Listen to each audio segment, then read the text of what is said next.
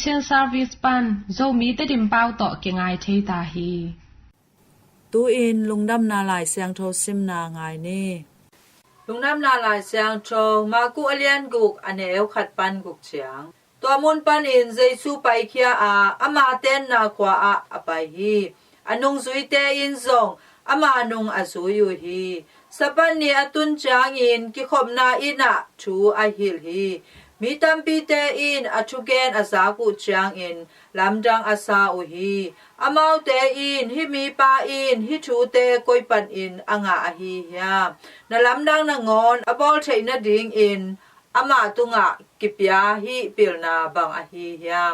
ama khut to hi na lamdang te bang chibanga bol the a hi ya ama in khusyam pa tapa hi lo a hi ya Maria tapa hi a James, Joseph, Judas le Simon te sangam pa hilo a hi hiam. Asangam numay te eito omkho mu hilo a hi hiam chi in again u hi. Amau te in ama hang in alungkya u hi. Jesu in amau te kya nga kamsang pa in ama kwa. Ama tanaw te kiang lo ngal munda nga pa toy na anga hi achi hi twalaya ama in michina tom khat te tunga akhun nga in adam saksim lo na lamdang bol lo hi ama in amau te uplo na lamdang asa hi hin to pa lungnam na lai siang tho hi Kristo to pa on tunga phanna ta hen tuina pasyan tu tang ko na ngai ni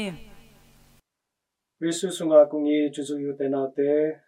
tuni isim lungdam na lai sang tawina ma ku alian guk aneo khat panina guk na chiang hi tuni ina to pa Yesu ina amai ten na ho hi Nazareth ko ong cha king na thu isa hi to pa Yesu ina amai nasem na pasyan tang ko na te mun tom toma paina dalamdang te jong bolin china te jong dam sakin tunina amai pian na ho hi Nazareth ko a ongcha ki hi ibang nang cha ki tak changina amai na ju minam khat hi na to synagogues akichi ki khomna biakin ta ong paina ong ki khomi walai mun sam taka amai na ki khomna ina lai sang no simina ong dingin pasien tu lungdam na tu tang ko tak changina amai khopi tuipi te zong ong paina atugen te ong aiwi ama khwang cha ki ma in zong to pai su I nasem na te alamdang nasem na te zakinwi tuin zong amai thugen te aza tak changina akhopi tuipi te na lamdang saw hi che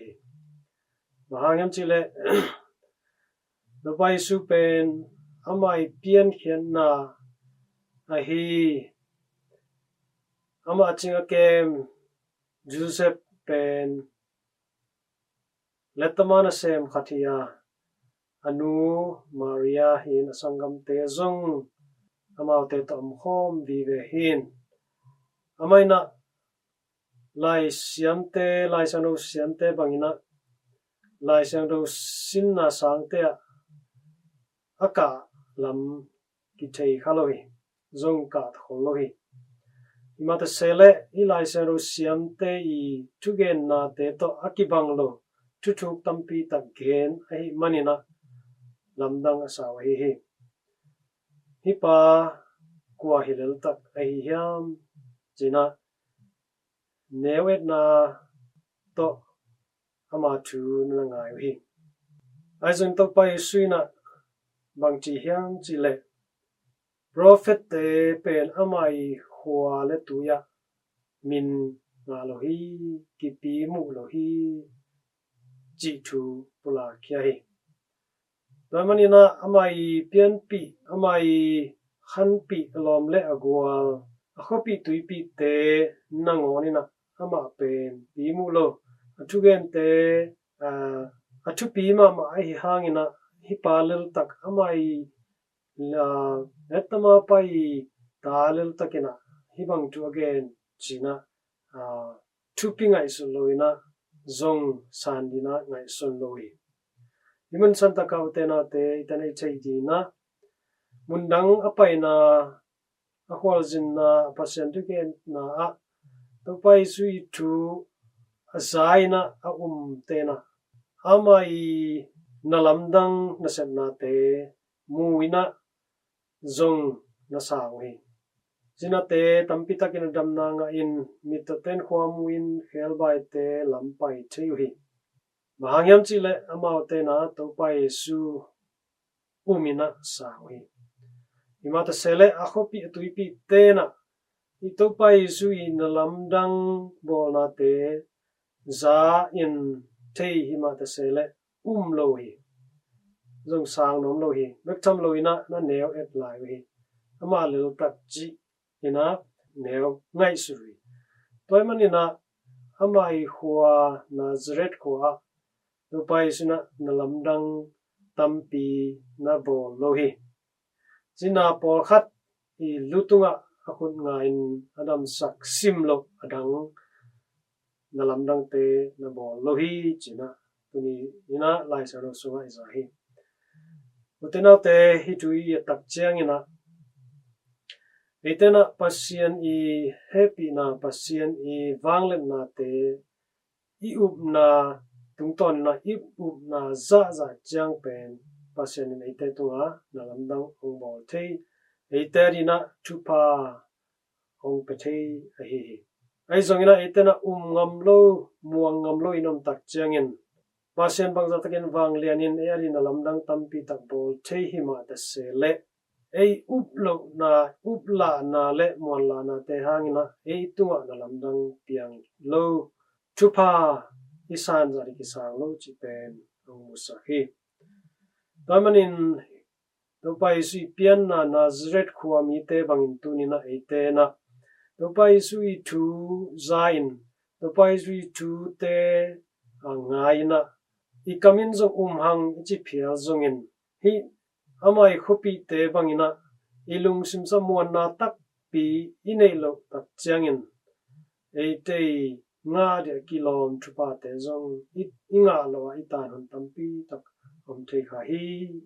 ji tunina thakina poki di hang tamanin pasiani thupa inga thenina athupi penina upna hiya to upna tungtonina eitena namuan na upna za pasianina nangtunga nalamdang bolte hi na upna za namuan na za pasianina nangtunga thupa ongpethe hi ji tunina thakina pokin pasianina sepna topai si wanglet na te itena athei bekilo aza bekiloina muang tak takina asang tak te muan na to suan na to ama kyang belin thumin angen te ijenina tunina hancham di hang tabangina I hanchama tabangina imuan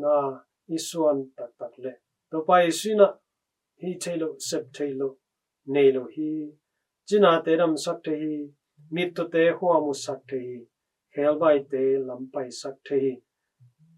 asisa nangon atho ki sak to pa hi tamna tuni itena iumna te thakso sakikin topa tunga na kempe abol chei topa tunga muanna takpi to belin zonin ama tunga kiamni topan nalamdang tampi earina hongbol sakhi tunina topai wanglena topai nalamdang bolna te ite khatcha tunga mimalari zongin inkuan ari ai zongin igam ile di ai zongina itena muanna to zuanin ngenin thumin ma kyanga paichani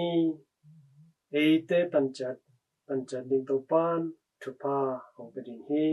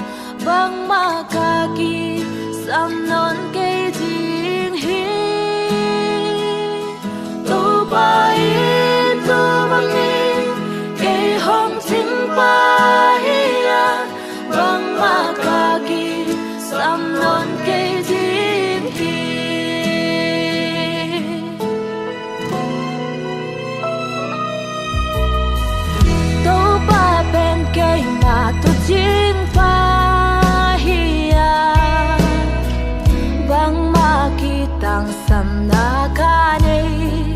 ke hi no no na mun na ke ma hong lum sa ka tui no chin na mun na ke hong pai pi hi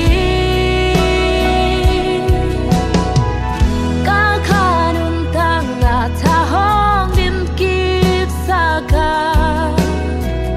amma min a ding into man lam pia ke hong kha hi si na li quam sung na ngon kanok song in siat na ka ki ta ke hi to pai to bang in ke hong ting pa hi bang ma ka ki sam non ke ting hi to pai to bang in ke hong ting pa hi bang ma ka ki sam non ke ting hi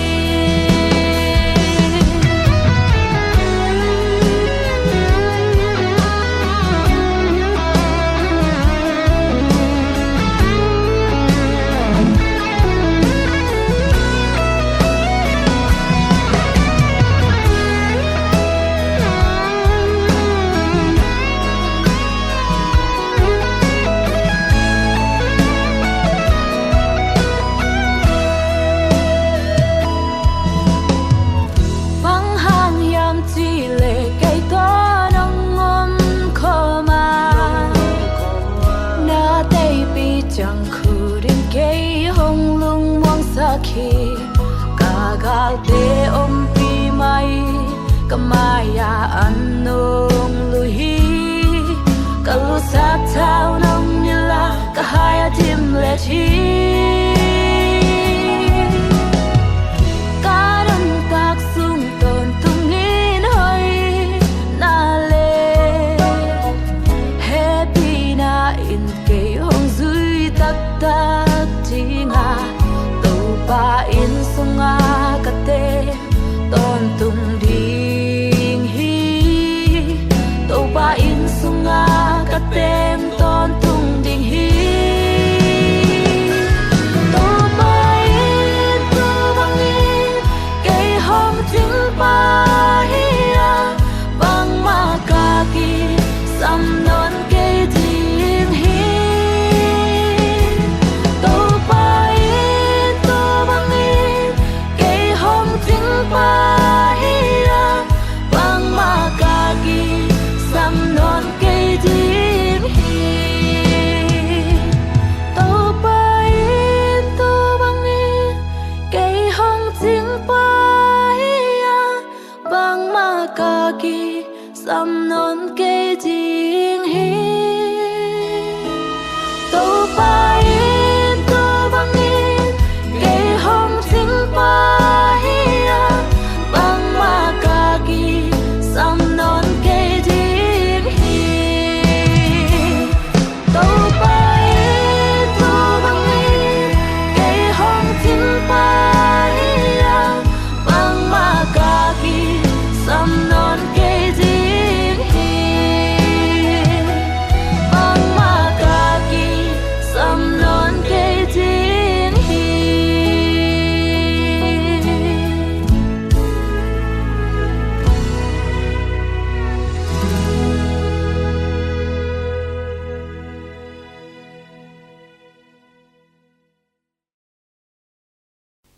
tuina ki pum khan nang thulu to thugen na selian tungpan ngai ne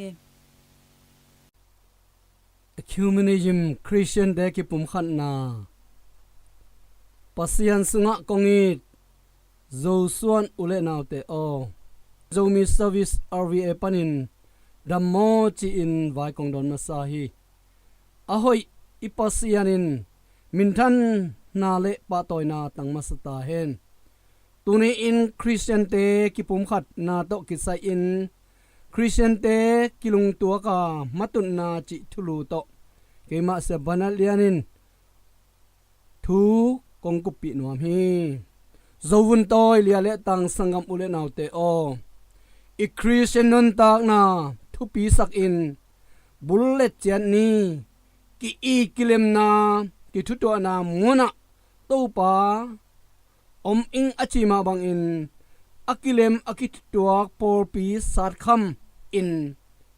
ama si keu pakan ding zon na hang to pasian om namun asar kham sia por khatte tunga pasian in hibang in achi hi amaute pasian in agil pi u a hi hi Filipi alian tum anel som khat kwana sunga misyano poluin kichian takin ahongen khin hi pasian tu zui tak pi a khasiano pasian anei tak pi mi te in apor pi u phungwu bekin ga tambi tak aga be sak nadingun vai puak anei u hi topa kamal sunga no te ni bang thumbang ki thu tuak a thunang etulle no te lai zanga ke ka om hi chi in ma te lai sandolian som khat gen ne som khat kwa na sunga topa yesin kitel takin honggen khin zo hi tua a hi manin a Christian tu yui mi te kilung tuak taka ma pang khomin imasuan te itu zo theina ringin hi thu nam nga te to tha ila khop ding ka u thi khanna a lop takin ki pum piang na ki pol khom na khat pepewa na sem na mun te ngim na ngai sut masang na gel khol na te inei ki zo te thalop thanga daka na ase mi te lungol na lian anei mi te ama payin ase babol na de tangtun ham tangu i lungsim tak pi to hoi takin thungai sut khi zo te nakhen san na te hang in na dau pai dinga na tang tun pa ding hi sup khak ding lawa summet bol ngam lo pa chik mahunin ahau ngei lo ma bangin mei doi in mun khem pewa nama hong bing sak ding hi bolung sui pain alom te sui khak ding alaw manin asui je ngam keile chik mahun chiang in gwal zo ngei lo ding ahi ma bangin na sem na mun khat pepewa lopin hang san tak ki pum piak ding thupi in ki sam phama ma hi ani na se pha katin thupi sak ding mi thupi akichi te in aneng khat nangon thupi bolin gam tal lo hek zia ding u hoi tak in gel khol ma sapot u hi na sem nom lo athara mi te ma pai chi a om ngei lo ma bang in miao te na kon na hang to mi zong ten hau lo tuan ngei pe ma lo hi na lei toy tom sumin zong na lung nuam sak zo tuan lo ding hi na sem na khata na khel khak le thei na le khel king nong lo nang in siek san khatin nei pa in sang naw pang khatin mi pil ma ma khat song nuam na pin lai simhan jam het keile piang thei ngei lo ding hi Mr. Henry Ford in ha kat sem le chin nakam pha in nadau apai sem ding hi achi ma bangin han chiam na khat pepe guak suang ngei lo u hi na se pha kan na in nalung sim hong nuam sakin namaban hong zo sak ding hi na sem kichian mi te ukul lo makai kul se lo hi in ahun man in thu khwal u hi akisol bang in sem zo in amai tai den u hi tua bang dana om na hang in sem na bol na te thu bi sak a kat na hang a hi athum na a gam tat lu heng na Zueste kumpi masapen ahi Mr. George Washington in gam ta thoi na suangin ang tan pi makai khat akigen sia chiangin again sia ten aphak lo na a omman nahi the hi ge hi makai sem leng gen sian na hong tam sem ding hi a hi zong in lungduai takin thuak siam lelding thu pi hi siam na le gam ta thoi hong ton khom ding a siam nan gwal zo na hong tun ding a gam tha thoi in hong gwal lo sak ding hi Mr. John F. Kennedy in thu le la de bang in apiang khom lo chiang in mi khat siam na kilang zo pan be khi anachi to a hi manin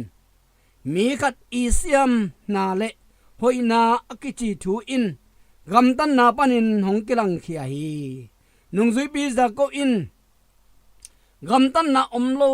na asi hi jako alenis anel song ka sagi na achi chiang in na gam tat luheng na hoite bangza in thupi a kisamiam chi thu hong phok sakhi alina a nga na sang piak hian na hoi zo wol zo na ichi in aksa hilowa tai kirem mi na hi le na thanei khem pe de dak san in la lung sim tak pi to tai ve va lechin na gwal zo pa ding e tua hun tak chiang in mi thu pi na hi na hong kilang pandinga na lung sim sunga khamon na na nei panding hi mirang ten makai ki chian khat in hong muringa hong muang pa ding o hi na tung sia ten hong za takin na noi sia ten zong hong thu pi bol ai manin palai akichi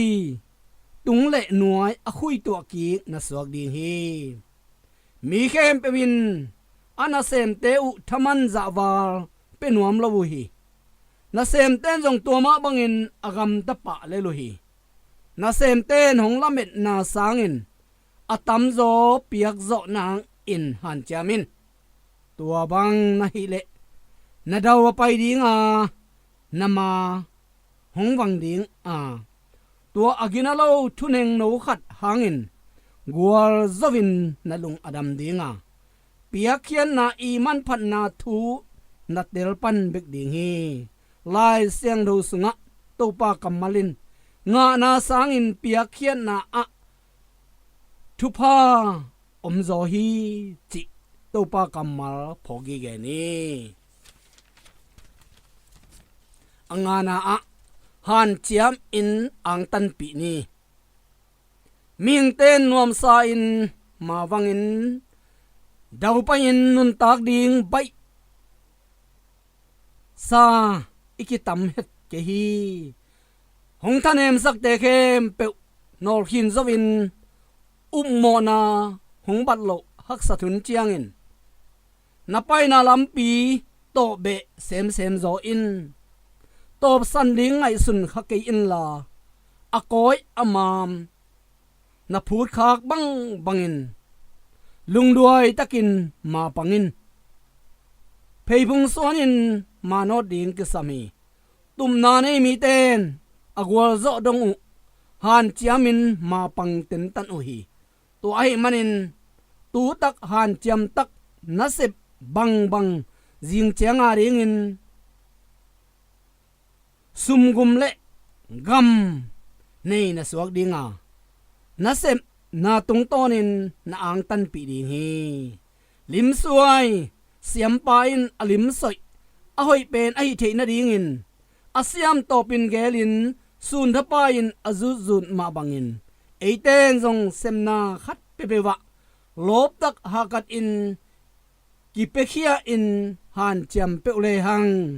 matu zona inga big ding hi Mr. King James ina kongjing lampi phian mi te jong lim suai te ma bangin bel tak na sep a hi achi ma bangin aiming te sunga om to pa hong pia khe pina thupa hang to na khem pewa sep theina hi siam na anei gi ge hi a akilang khe baile akilang khe pa lo chi in akilam dang bek a hi sang sia kadin asang naw pangte thu adot chiangin adong pa sai a om ma bangin dam damin adong ki hi thiat a om se hi khang lui upaten pauna khat nanei u hi nu pa ki thu tua khat in khua khat to ki kim hi anachi thu yet ki chiangin ki pum khan na ki thu tua na kilem na ki por khom na te om thei manin na sem na te zowin gwal zo na anga bang un salan laat pa in zong hi bangin anachi hi enun sangam bangin mi te pum kha sokin atut khomu chiangin bangza in hoi in elom hi hiam la te alian za kha som thum le thum aneu khat na a anaching ya zen hi khang lui ten bua khom zang ne khom lim hi sem khom leng ki zo ba hi achi ma bang un ei pasien tanu ta ba te in to bai su de na bang dan in khut kilen khom in ma pang khom pe leng i khowang mi te maya tang dingam i zo gam hong pa lun pan bek ding hi ma te lian nga ne som le gok Joson Christian sangam ule naw te o pasien chu i na midang te maya phola khia in eite pum khat bangin topa gam le ama porpi aringin kilung tuak tak na isep khop le imaban te tun in agwal zo te i dingi misyang do poluin pripi khwa mi te tunga hibangin anachi hi no te in nasem nabol na khem pebuwa thum lo ta lo kinial lovin nahi un pripi alian ni ne som khat thum tuni Christian te pum khat so na to kisa in ithulubul phu ai Christian te lungki tua ka matun na chi thulu tung ton in hongai sak zo suan ta te khem pe tunga ibiak pasianin agasiang tho thu pha te to hong phung vu kim cha ta hen kalungdam